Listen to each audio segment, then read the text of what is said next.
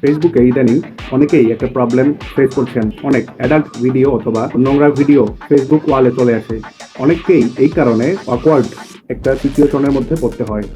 অনেক সময় বাচ্চারা যখন ফোন নেয় তখন যদি এসব কন্টেন্ট চলে আসে এবং তারা যদি এসব কনজিউম করে তাহলে তাদের উপর একটা বাজে ইম্প্যাক্ট পড়তে পারে। ফেসবুকের একটা নতুন সেটিংস এসেছে, যে সেটিংসটি অন করে রাখলে এইসব অ্যাডাল্ট ভিডিও অথবা নোংরা ভিডিও কন্ট্রোল করতে পারবেন এবং এগুলো যেন আপনার ফেসবুক ওয়ালে না আসে সেই সেটিংসটি করে রাখতে পারবেন। কোথায় থেকে করতে হবে চলুন দেখে নেওয়া যাক।